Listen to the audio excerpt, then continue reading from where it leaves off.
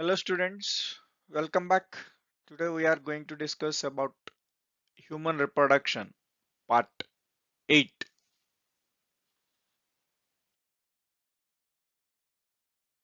Today's concept is fetal membranes or extra embryonic membranes.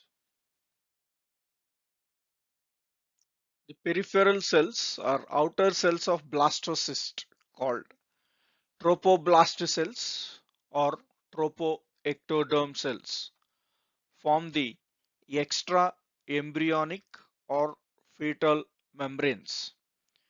So let's see a small diagram here. That is, it is a blastocyst, and this entire diagram, it is a blastocyst, and the cavity present inside the cavity, it is called as blastocele, and the peripheral, that means outer cells of this blastocyst, is called as a trophoblast. Or this trophoblast is also called as a tropoectoderm. These tropoectoderm cells form the extra embryonic or fetal membranes, and this is a essential part in the competitive level. So which cells form this extra embryonic or fetal membranes? Tropoectoderm cells or trophoblast cells form the fetal membranes or extra embryonic membranes. So these membranes are amnion, yolk sac, chorion, allantois.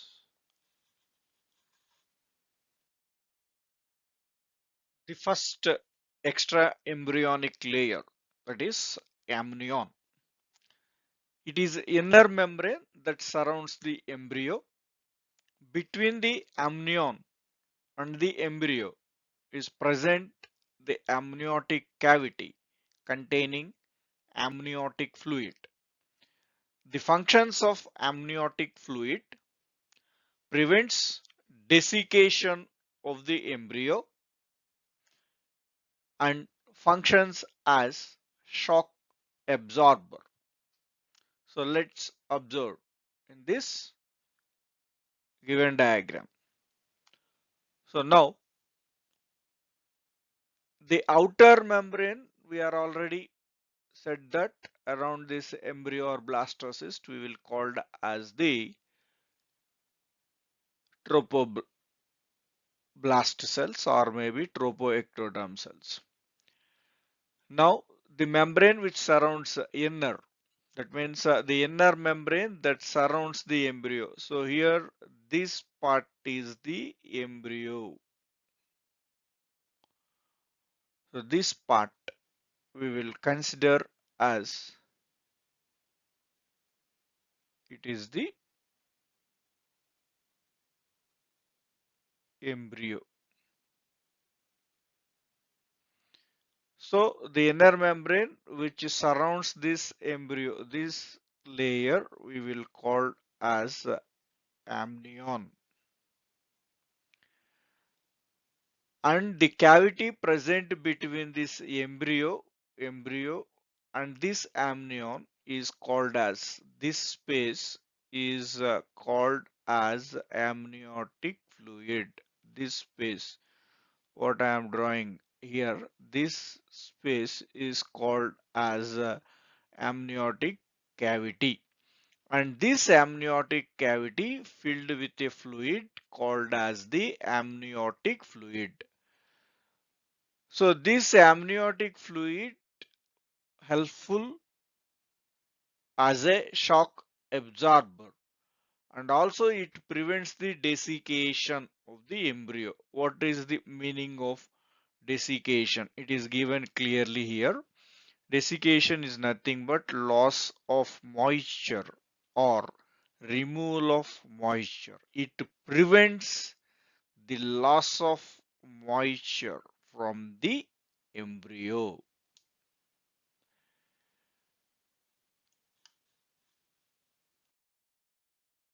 Second embryonic membrane is yolk sac.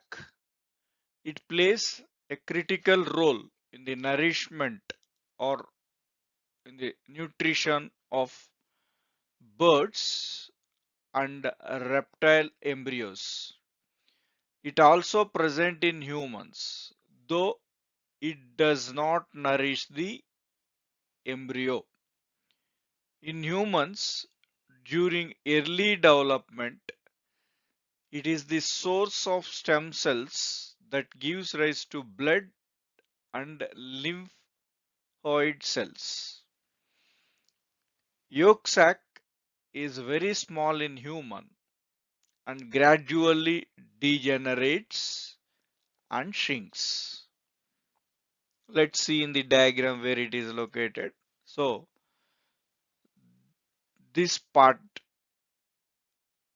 is called as yolk sac, and this yolk sac play a major role in birds and reptiles because the yolk amount is more megalethal eggs.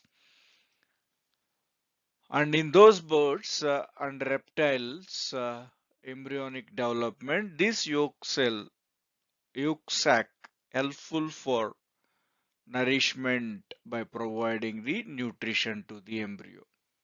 But in humans, already we studied that the egg is alethal. Egg is alethal. That means negligible yolk is present. So that's why this yolk does not nourishes the embryo. That's why the reasons we are already studied in previous slide. Due to this alethal condition, the embryo depends on the endometrium or depends on the maternal tissue to draw the nutrients because of alethal condition of the egg. Now, but why this yolk sac is present in humans? In humans, it is essential during early development to form blood cells as well as lymphoid cells. That is the essential thing and point for our examinations. So, which embryonic membrane helpful for the production of blood cells during early development of the embryo in humans? So that is yolk sac. Now, this yolk sac is very small. Already we know that why it is small because of its alethal condition. And it is gradually degenerates and shrinks when the implantation and development will start and improvised. This yolk sac is gradually degenerates as well as shrinks. Next embryonic membrane is chorion. Chorion completely surrounds the embryo and protects the embryo. The part of chorion in contact with endometrium produces finger-like projections called chorionic villi, which form a part of placenta. So let's see in the diagram. So this outer layer of the embryo, it is called as chorion. So this chorion as well as this amnion, these two layers are formed by the trophoblast cells or tropoectoderm cells, which are the peripheral cells of the blastocyst. Now, this chorion surrounds completely, the embryo is completely surrounds by the chorion membrane. It is completely surrounds, as we see in the diagram, completely surrounds and it protects the embryo.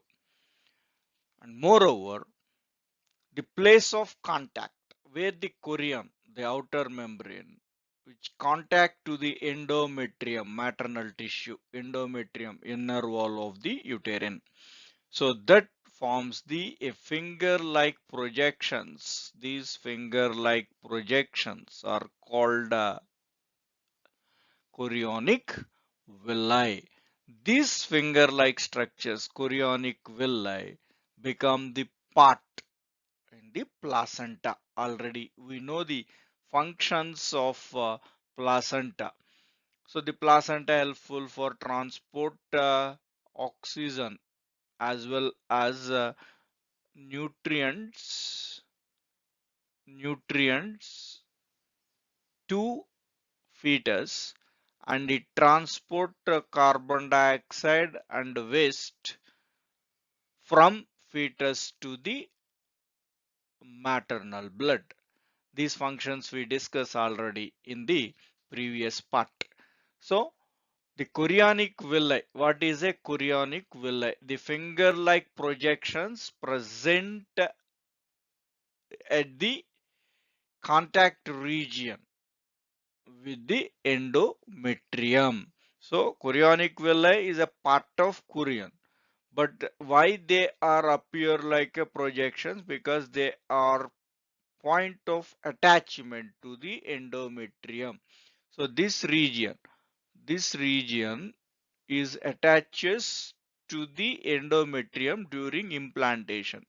So that time it produces the finger-like projections and it is moved deeper into the endometrium to form this placenta. The next embryonic membrane is allantois. Allantois forms the blood vessels that run between the fetus and uterus wall in the umbilical cord. Allantois comes in contact with chorion where it forms a rich vascular structure called allantochorion that forms the fetal part of placenta. Since both chorion and allantois take part in the formation of placenta, the human placenta is also called as chorioallantoic placenta. So let's see in the diagram. So now allantois. So this part is considered as allantois. This part, and this allantois forms the blood vessels that run between the fetus and uterus wall in the umbilical cord. So here already it is marked a small circular structure. This one we are called as this region is become the future umbilical cord. So now this allantois forms the blood vessels that run between this is the embryo, and after third month of pregnancy the embryo is we are considered as fetus. So that blood vessels are run between the uterus. So the chorionic villi contacts the wall of the endometrium or wall of the uterine. So the red blood cells that run between the embryo as well as the wall of uterus in the umbilical cord. Now, allantois comes in contact with the chorion. So this comes in contact. This is chorionic villi region, chorion, where it forms. At this region, it forms a rich vascular structure, that is blood vessels called allantochorion that forms the fetal part. So it contacts and this region form as the allantochorial region. And this allantochorial region is also become the part of placenta. Hence, In human beings, the placenta is also called as chorioallantoic placenta.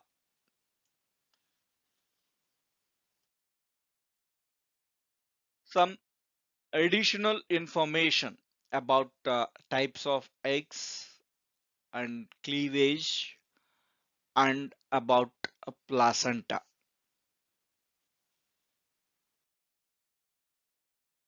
The first additional information about types of eggs. On the basis of amount of yolk, that means reserve food,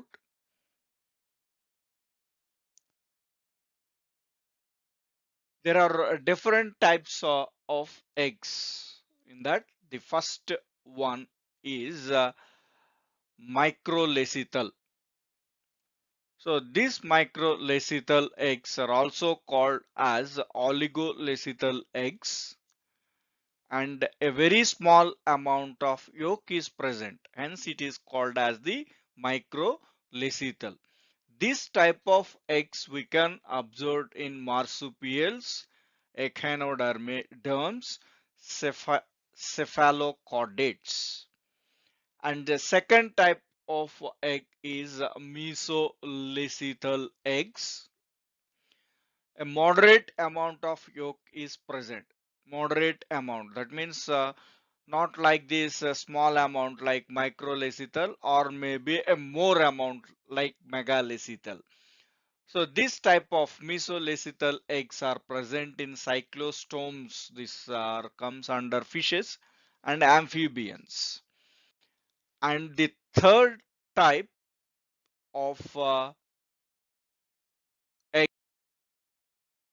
are macrolecital.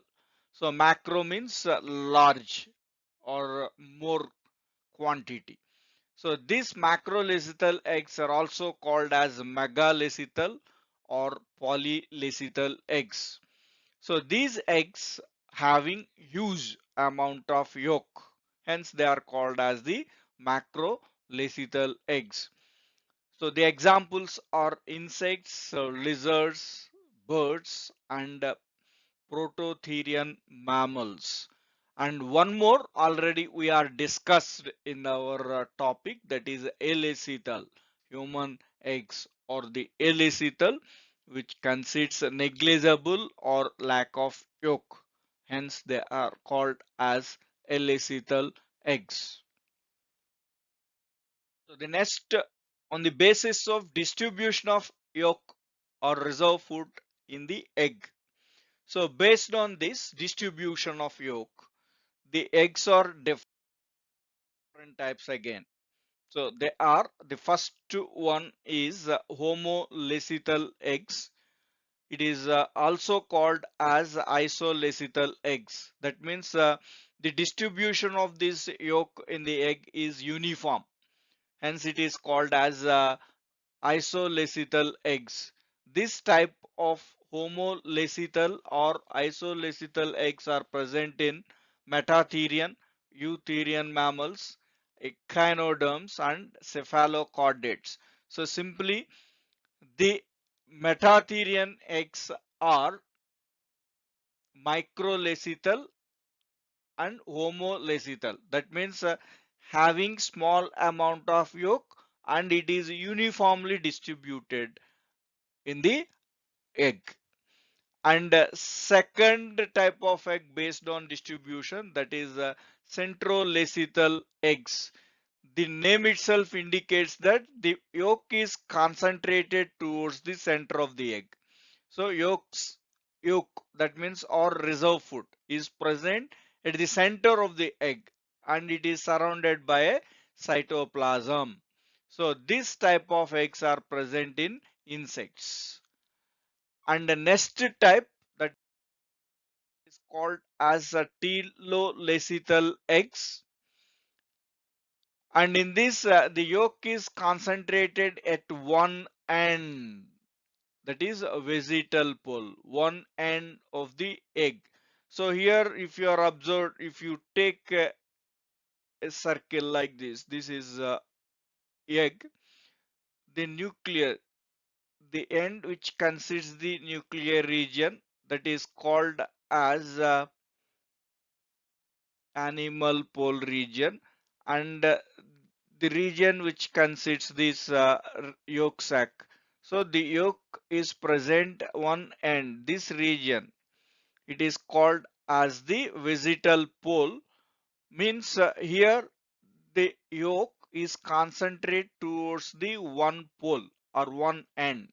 Such type of eggs are called as the telolacethal eggs. So the egg consists uniform distribution of this yolk. It is called as isolacethal.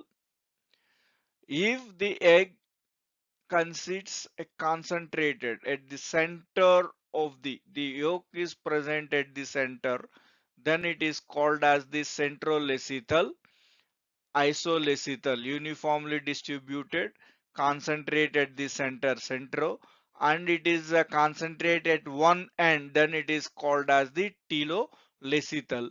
These are the three types based on the distribution of yolk in the egg. The next additional information about types of cleavage. So we are already knew that the cleavage is equivalent to the mitotic division, which occurs immediately after formation of zygote. Now these cleavages divisions are two types, that is holoblastic cleavage and meroblastic cleavage. This holoblastic and meroblastic cleavage is further divided into various types. Let's see that. First one, holoblastic cleavage. The cleavage furrow passes through whole of the egg. So cleavage furrow, that means suppose if you see it is a zygote. So now when it undergoes the cleavage, a small furrow, it is forms a small furrow.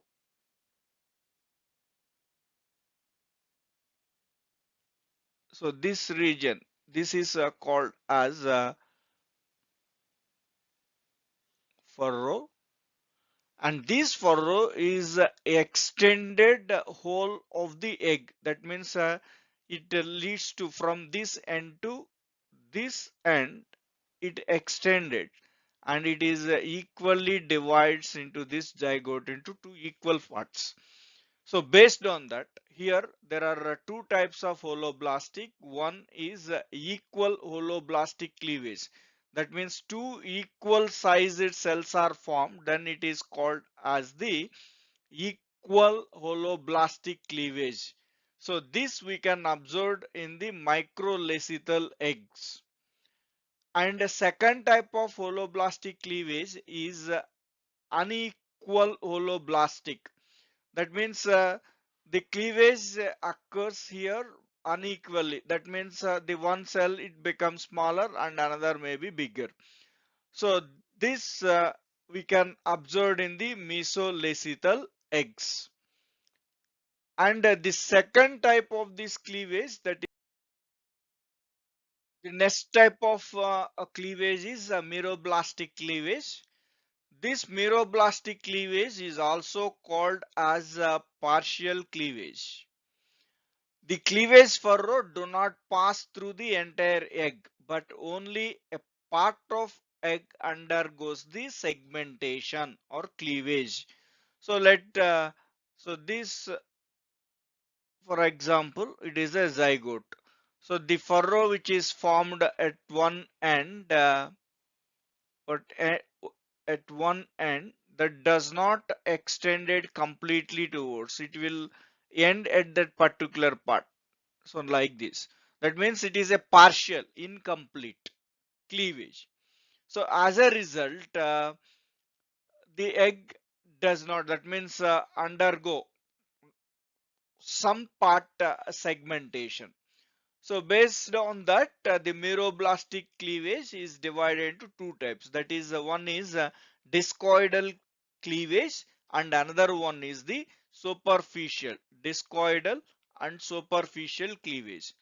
So what does it mean, discoidal cleavage? Cleavage occur in a disc-shaped portion of cytoplasm.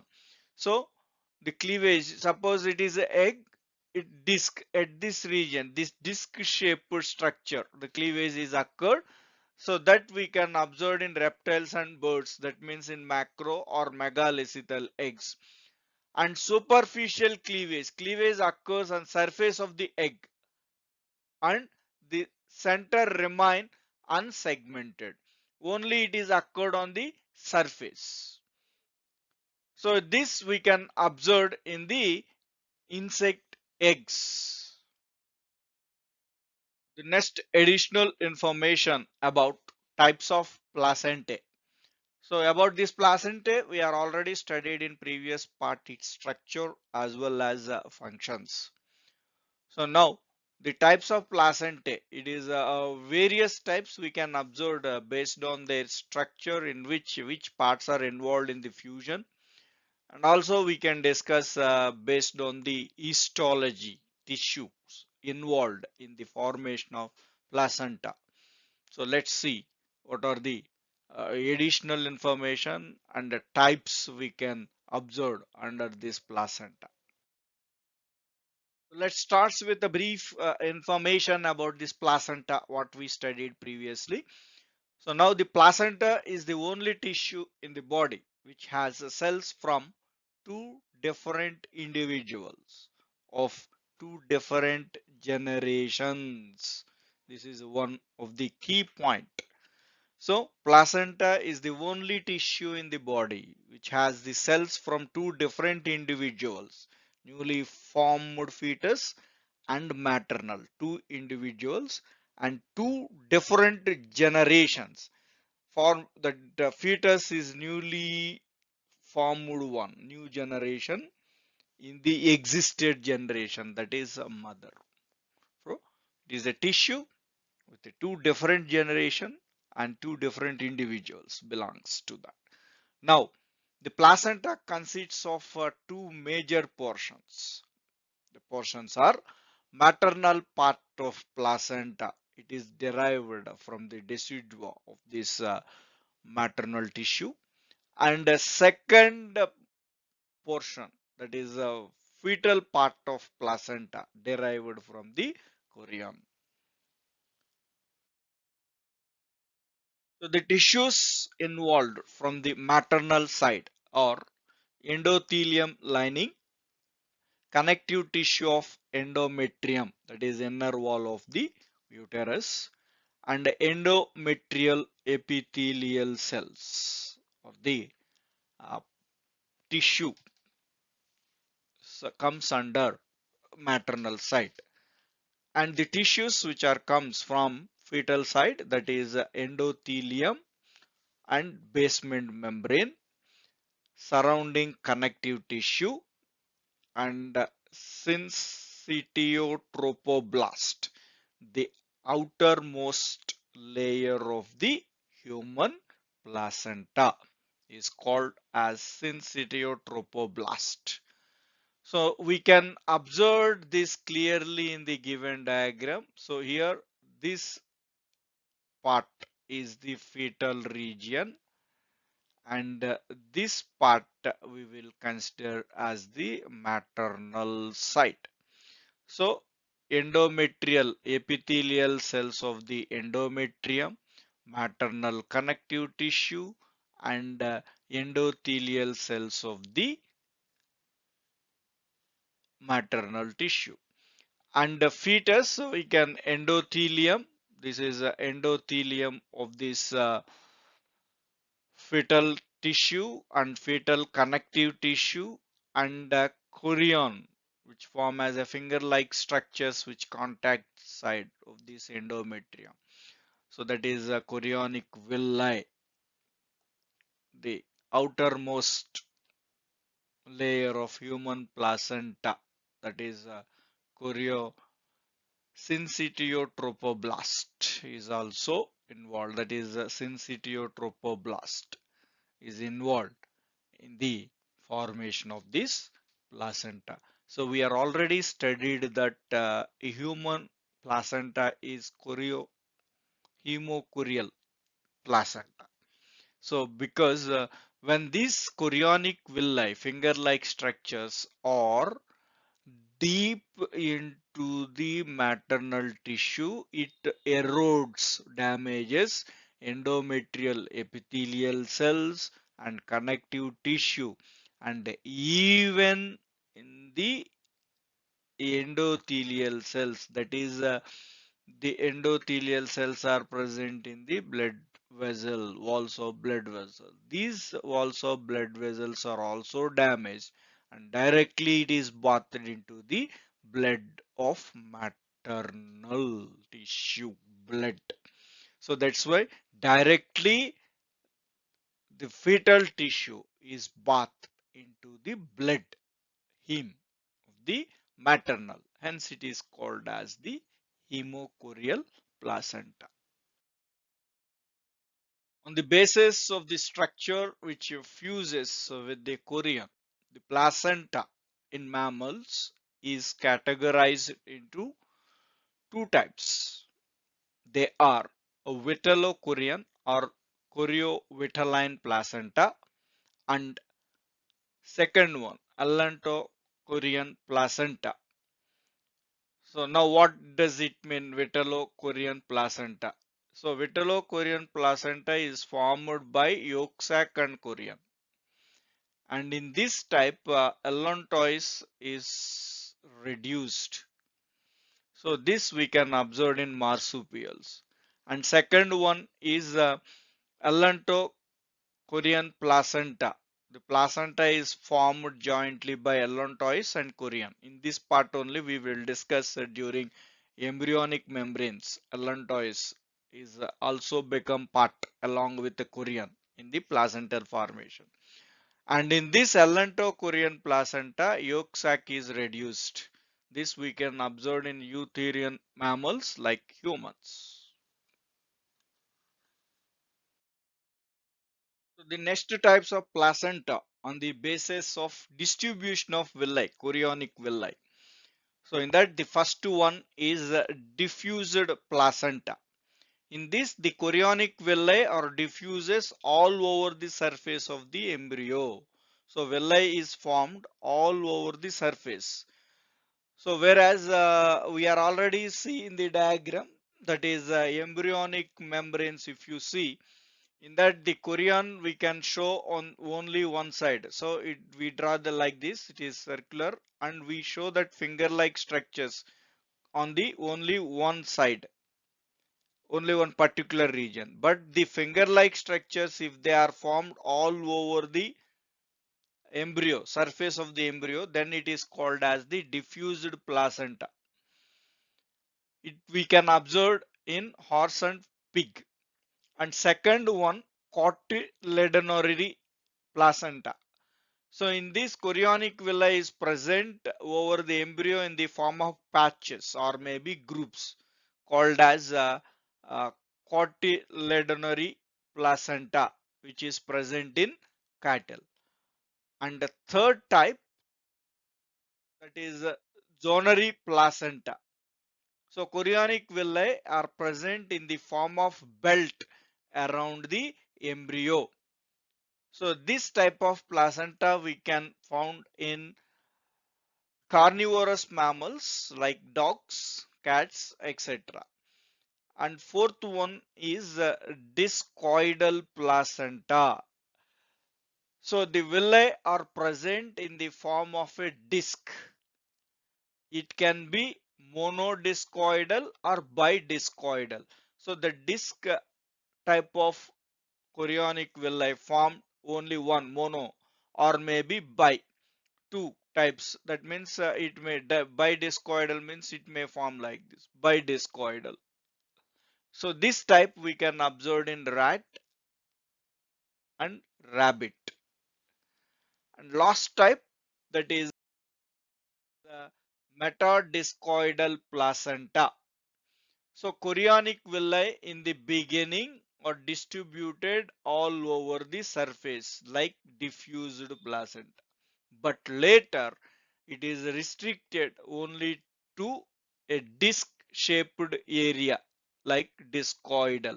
So in metadiscoidal placenta, it shows beginning it is a diffused and later it become discoid.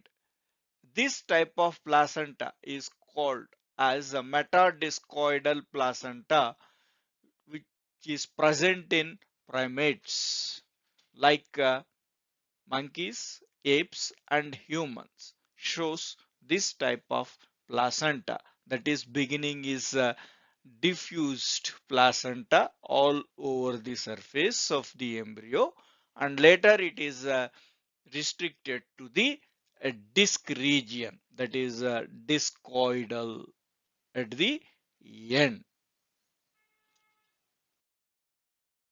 So next, the types of placenta on the basis of histology, tissues involved in the formation of placenta based on that. So for this, we need to remember the tissues involved in the placenta. That is, we are given the maternal tissue side as well as fetal tissue side. We are mentioned 3 and 3. So that is, we are already mentioned in the starting slide of these types of placenta. So that is a maternal portion and fetal portion. The tissues we need to remember for this types of placenta on the basis of histology. So now let's see, the name of placenta is assigned after the name of maternal tissue which is in direct contact of fetal tissue. So the name of placenta is given after name of maternal tissue which is in direct contact of fetal tissue. For this, let's see that in human the placenta is called as hemochorial placenta. In that the heme represent blood. It is a part of maternal tissue. So as per this statement, the placental name is given. The name is given after the name of maternal tissue, hemo, that is a blood portion of the mother, hemochorial, that is next is a part of fetus which involved in the formation of placenta, chorion. So which part? So based on that, there are different types of tissues, placentas, based on the tissue involved in the placental formation.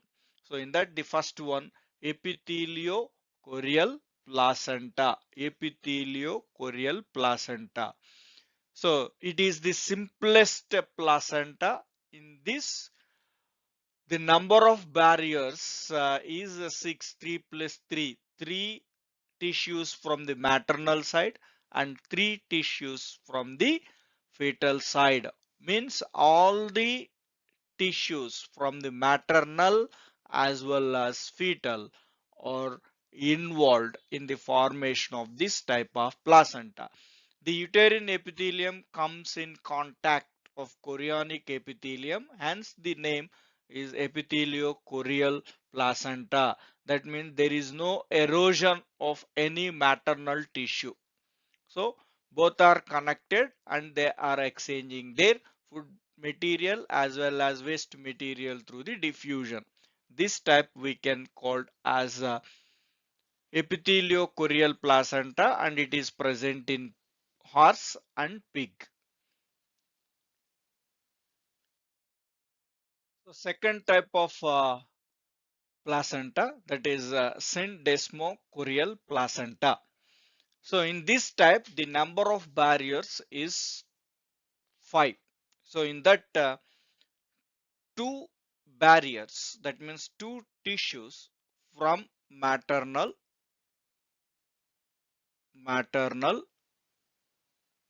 and all three tissues from the fetal.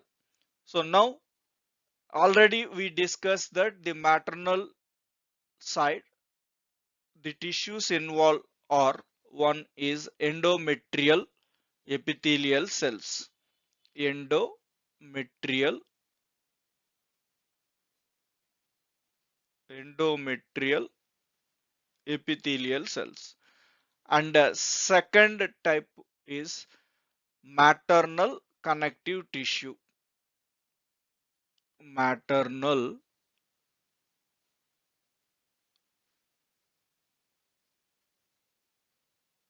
connective tissue. And the third one is maternal endothelial cells. Maternal endothelial cells.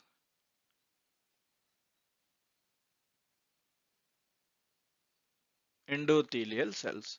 So in this typsin desmochorial placenta, only two